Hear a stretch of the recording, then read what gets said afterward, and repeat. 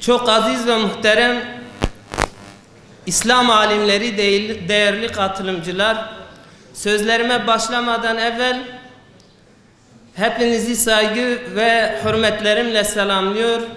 Yüce Mevla'dan bu toplantımızı hayırlara vesile kılmasını niyaz ediyorum.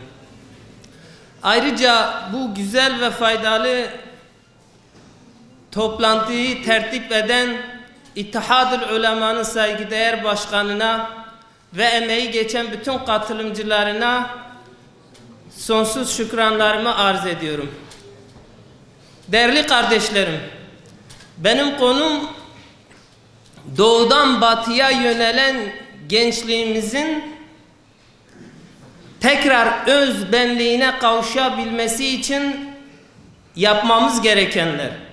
Konu başlığından anlaşılan şudur: günümüzde doğudan batıya yönelen bir gençliğimiz var. Yine konunun başlığından anlaşılan şudur ki elbette biz İslam alimleri olarak ve İslam toplumu olarak bu durumdan memnun değiliz ve bunu düzeltmenin yollarını arıyoruz. Kardeşlerim, ben sözlerime 2 ayet-i kerime okuyarak başladım. Elbette bunları tesadüfen seçmedim. Bu ayet-i kerimeler üzerinde konumuza ışık tutacak bazı noktalara değinmek istiyorum. Birinci ayet-i kerimemiz Bakara suresinin 204 ve 205. ayet-i kerimeleri. İkinci ayet-i kerimemiz ise Tahrim suresinin 6. ayet-i kerimesiydi. Bu ayet-i kerimelerde Rabbimiz bize bazı iktidar sahiplerini tanıtıyor. Mealen şöyle buyurdum: İnsanlardan öyleleri vardır ki dünya hayatıyla ilgili söyledikleri sözler senin hoşuna gider. Hatta doğru söylediklerine, güzel söylediklerine dair Allahu Teala'yı da sözlerine şahit olarak getirirler. Ama gerçekte onlar düşmanın en çetinidir. Onlar yeryüzünde iktidara geldikleri zaman, iş başına geçtikleri zaman yeryüzünü hemen fitne ve fesata verirler. Büyük bir kargaşa çıkartırlar. İnsanların gıdalarıyla oynarlar, ekini ifsad ederler ve bir de insanın neslini ifsad ederler. Şimdi gelin bu ayet-i kerimeleri günümüz dünyasında iktidar sahibi olan Batı medeniyeti üzerinden okumaya ve anlamaya çalışalım. Ayet-i kerimemiz bizlere bu iktidar sahiplerinin çok güzel sözlü olduklarını ve sözleriyle insanları etkilediklerini bildirdi.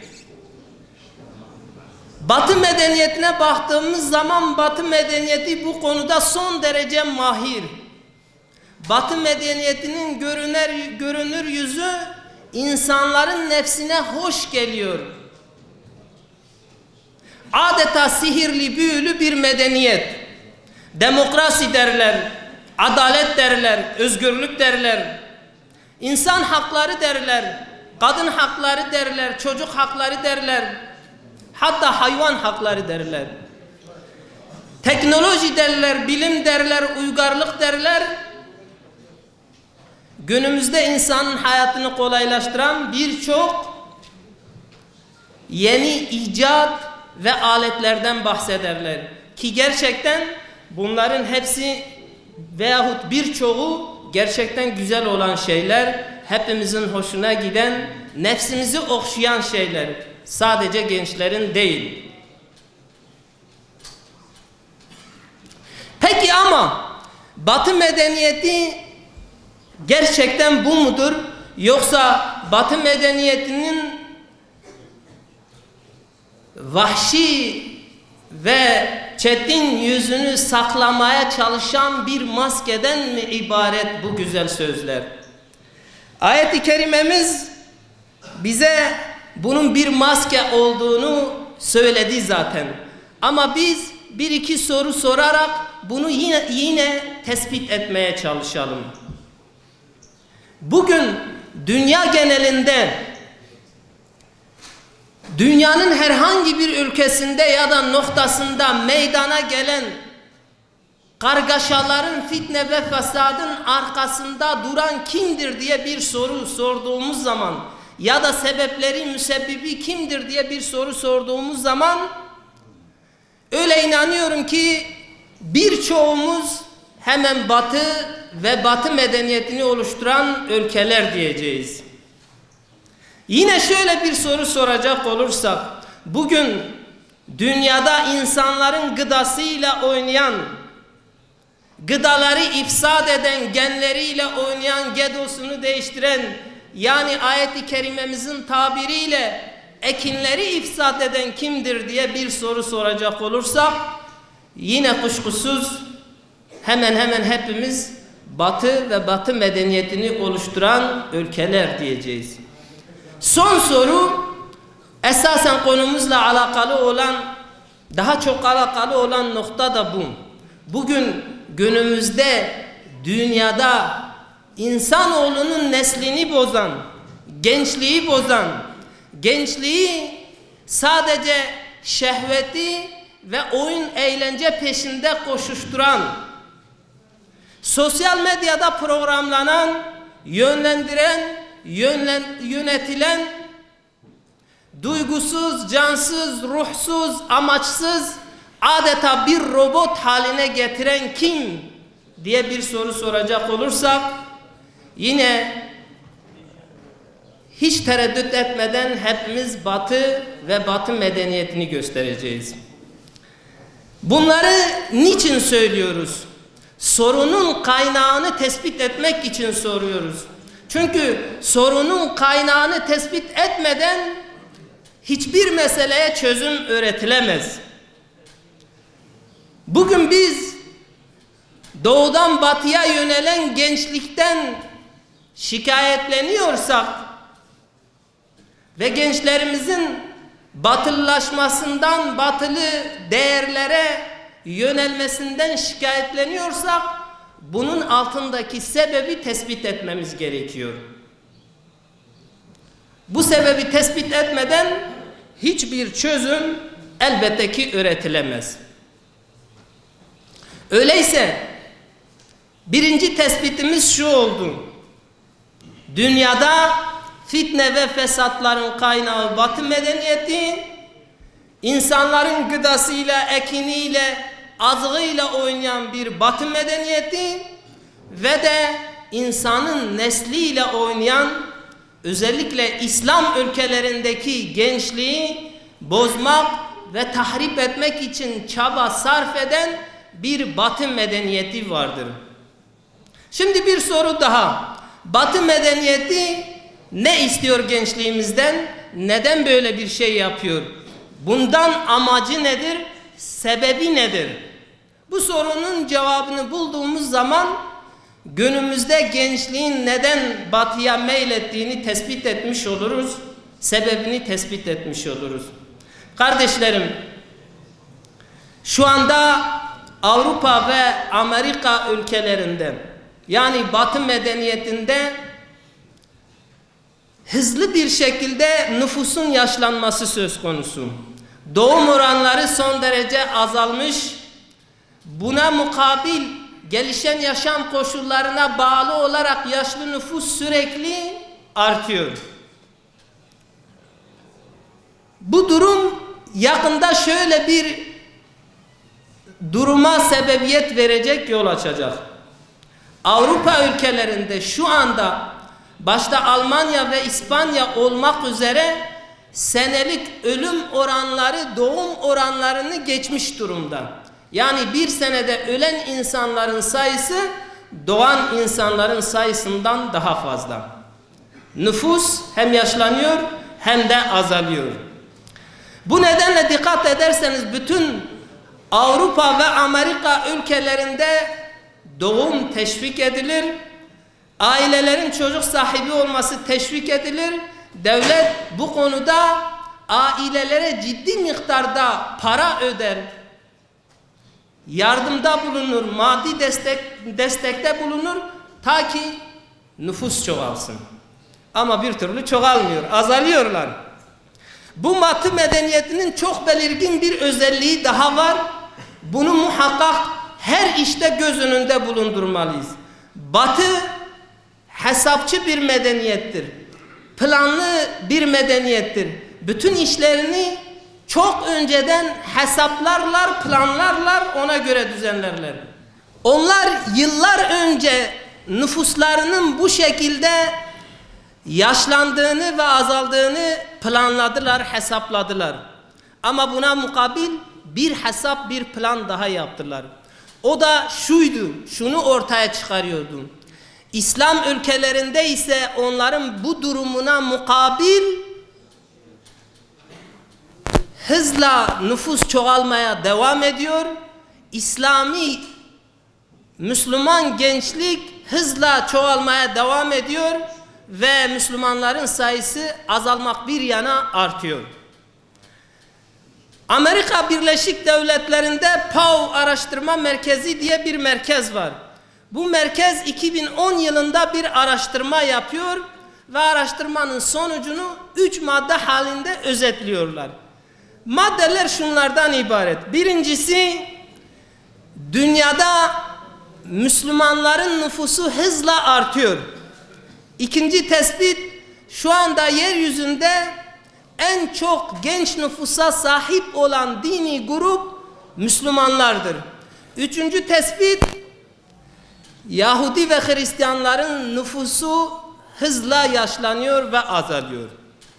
İşte bu tespitleri yan yana getirdiğimiz zaman Batı, Müslümanların nüfusunun çoğalmasından ve bunların büyük çoğunluğunun gençler olmasından son derece rahatsız. Hali hazırda Endonezya'da 80 milyon, Türkiye'de 20 milyon, İran'da 20 milyon, Pakistan'da 20 milyon, Mısır'da 15 milyon. Yıllardır savaşlarla sayısını azaltmaya çalıştıkları Irak'ta bile 10 milyon gencimiz var. Dünya genelinde 400 milyon genç İslam nüfus var.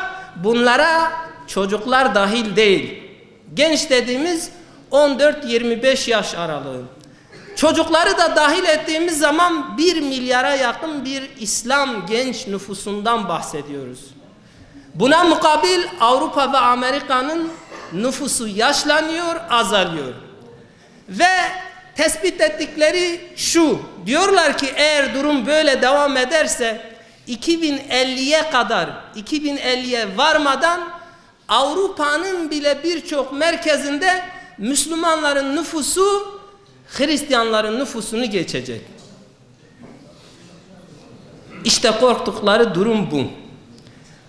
Bundan dolayı iki karar aldılar. Birinci karar şu: İslam ülkelerinde hızla artan nüfus artış oranını bir şekilde frenlemeliler, azaltmalılar. İkinci karar ise şu: mevcut olan gençliği bir şekilde Müslüman gençliği olmaktan çıkarıp Batı gençliği haline getirmeliyiz. Her ne kadar anne babaları Müslüman olsalar bile ve bunlar Müslümanların çocukları, evlatları olsalar bile. Bakın, bundan dolayı İslam ülkelerindeki bazı yerli işbirlikçi iktidarları da kullanarak hemen bütün İslam ülkelerinde aile planlaması diye bir şey uyguluyorlar.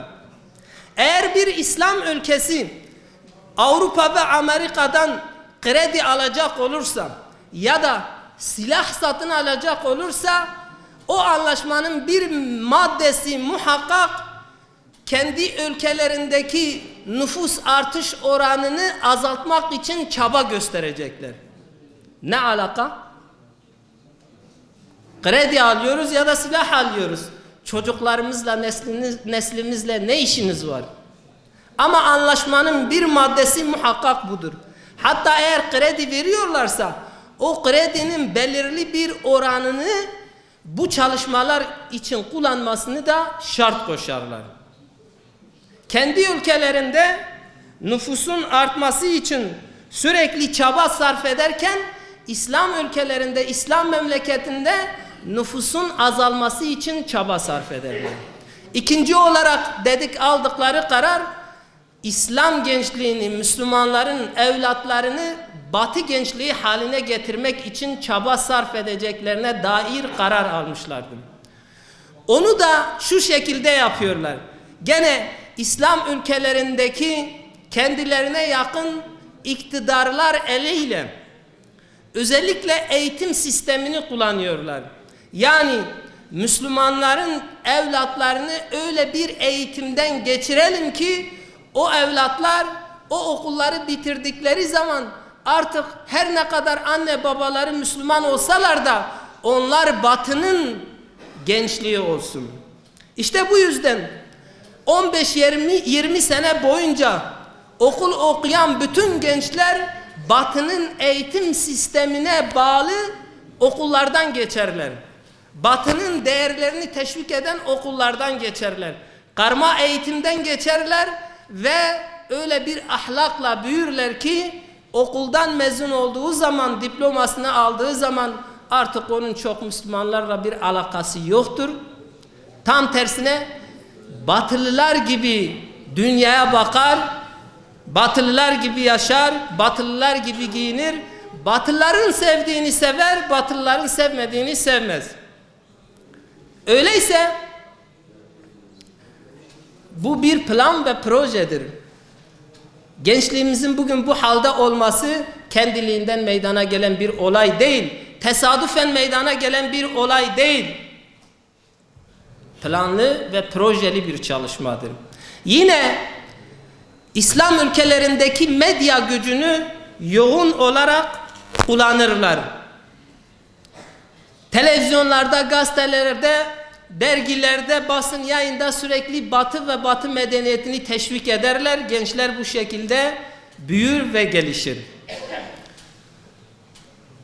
Peki biz buna karşı ne yapmalıyız? Buna da ikinci okuduğumuz ayet-i kerime bizlere aslında ışık tuttu. Ayet-i kerimede Rabbimiz ey iman edenler kendinizi ve ehlinizi yakıtı insanlar ve taşlar olan cehennem ateşinden kurtarın buyurdu. Bu ayet-i kerimemiz iki kuruma büyük bir görev ve sorumluluk yüklüyor. Bu konuda gençliğimizin tekrar özbenliğine dönmesi için. Birinci kurumumuz aile kurumumuz, ikinci kurum ise devlet kurumu. Evet, devlet kurumu, çünkü devlet de büyük bir aile hükmündedir. Devletin reisi aile reisi hükmündedir. Devletin vatandaşları da o büyük ailenin bireyleri hükmündedir. Ailelerimiz çocuklarına sahip çıkmalı.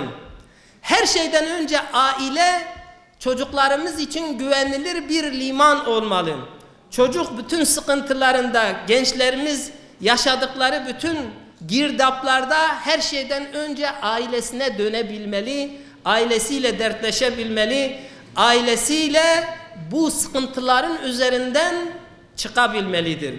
Evlerimiz birer otel odası olmaktan çıkmalı. Nasıl ki otellerde birbirini tanımayan yabancı kimseler gündüz işlerine gider, sonra gece gelir herkes kendi odasına çekilip yatar. Çocuklarımız ve yuvamız maalesef bugün bu konumda. Gündüz herkes işine gider, gece herkes gelir odasına kendisiyle meşgul olur. Kimse kimseyle konuşmaz, kimse kimseyle dertleşmez. Devlet ise elbette ki bu büyük çapta Batı'nın işin içerisinde olduğu planlı, projeli bir dayatmada devlet olmadan sadece ailelerin bu işle başa çıkması imkansızdır.